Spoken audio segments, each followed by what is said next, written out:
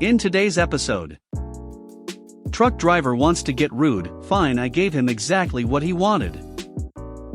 Classic sketchy vacuum salesman.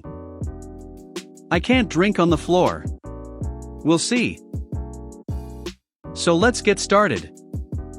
Truck driver wants to get rude, fine, I gave him exactly what he wanted. Oh, how this has been a long time coming, and it completely panned out the way I wanted it to. Background is super important here, so please bear with me. Usual first-time poster and on mobile. So I, 20F, work as a clerk at a large trucking company. I've been there for 2 years now, but regardless have an extremely hard time getting respect from majority of the people there because of 175 employees only 14 are women, and I am by far the youngest by a handful of years. The environment is great when it's good and terrible when it's not. As you can imagine, there is the usual daily dose of misogyny, sexual harassment light, and general ignorance that you would expect from a conservative blue-collar warehouse. But after 2 years I have grown quite a thick skin, and have little issue standing up to these grown *S men when they get pushy or rough with me. So for my job is really supposed to just be basic customer service and filing, but I had the opportunity to learn how to dispatch, the checking in of drivers and assignment of their next task, and I flourished. My daily tasks expanded quite a bit in dispatch duties, the most important of which for this story is equipment assignment. It's part of my daily task to assign what driver is in what semi-truck, tractor, for the day. They are all for the most part assigned to a specific one, but when you have vehicles that drive well over 500 miles a day, if not more, things happen. Breakdowns, accidents, the mechanics need to take them for service, you name it. So what ends up happening is, on average, I usually have about 15 to 20 drivers a day who need to be assigned to trucks. On top of that, to make it more complicated, the pandemic caused a boom in service, which is great, but also led to management hiring more drivers than what we have equipment for. So this means many drivers have to share. The drivers who go out in the middle of the night and bring the trucks back give it up to the drivers who start in the morning to take it out during the day, constant rotation. It's my job to organize who has what. Here is where the issue started. We have a handful of drivers who hate sharing their trucks. Frankly, sharing trucks can be a pain as you can't control what time someone will be back. Sometimes the guys are messy, and in general it's like forcing little kids to share toys. So one driver in particular I have a problem with we will call Bob. Bob will constantly brag about having his own truck, and how good a driver he is because he doesn't have to share, often pulling the seniority card on newer drivers. Well, it was fine until the AC in his tractor broke. You see, in the state I am in, working AC is not required for the tractor to be street legal. Which sucks, as we have days that can get up to 100 degrees. Well, as expected, as soon as Bob's truck stopped working, the shop told him it would be almost a month before they could fix it, as there were more important things to be settled. He immediately launched into an angry frenzy, and went straight to management demanding to be put into something newer and nicer. We got into verbal arguments over it, as he refused to take whatever I was giving him unless it was brand new, and he especially refused to take the truck with no AC. While I don't blame him for not wanting to drive a truck with no AC in the summer, the problem with the way he went about it, rude and talking to me like I was stupid. So I gave him exactly what he wanted, a brand new 2021 truck with less than 500 miles, some of the one we have are over 15 years old with over 1 million miles on them on it.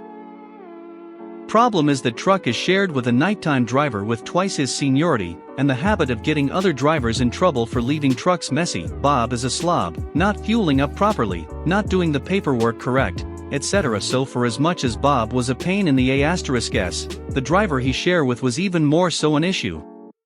Especially considering that they did not get along. Within a week of sharing, Bob had been written up for being messy. Where it gets interesting. 3 weeks into the arrangement, Bob is miserable. He finds out that his old truck has been fixed, and immediately, without talking to me, goes over my head to management to demand to be reassigned to that truck, which is granted.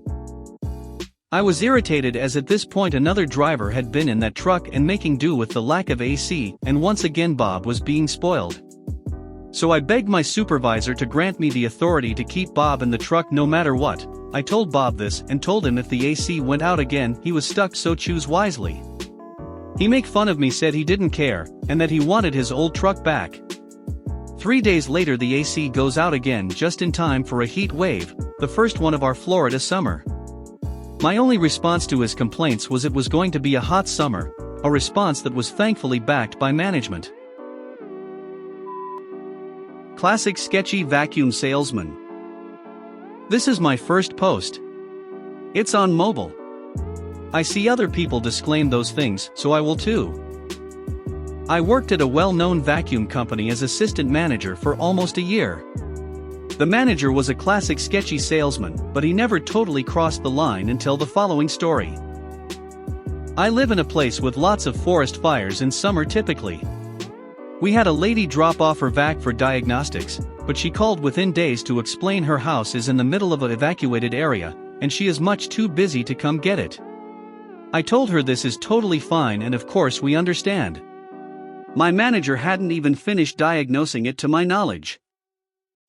I immediately let him know the situation, not to mention it's kept in a record on his computers anyway, so he can check what needs doing. Cue another few days later, and a customer needs a specific hose for their vac. My manager proceeds to look in the back, finds the hose for the vac previously lady left, and makes out like he's going to sell it. I went to him, took him in the back right away, and reminded him that she will be back, and then what will we do? This is her property still and not ours. He of course ignores me, and proceeds to cut the electrical components, and sell the hose to the next customer. The next customer needed a hose, but didn't need the electrical component which was in the way for their vac. To my absolute glee, the original lady shows up literally the next day, karma. I felt bad for her, but was very excited to see the drama ensue. She comes in looking for her vac. My manager acts like he doesn't know what she's talking about. She's screaming at him. I proceed to show them both the record on the computer. He still acts like he doesn't know. He then says he threw it out, a lie. So I say let's go look in the bins together. They haven't taken them since she dropped it off. Needless to say, it was very satisfying seeing it all fall apart so perfectly. He had to compensate the lady with a whole new vacuum. I quit not long after. Weirdest effin' person I've ever worked for. And a total scammer. I can't drink on the floor. We'll see. A few years ago, I was working at the local grocery store while going to school. They had the ridiculous rule that employees couldn't have anything to drink on the floor. No soda or coffee I could understand, but you weren't even allowed to have a bottle of water. Just imaging, a 6-hour shift with one 15-minute break, on your feet, talking to customers and scanning their groceries the whole time, with nothing to drink.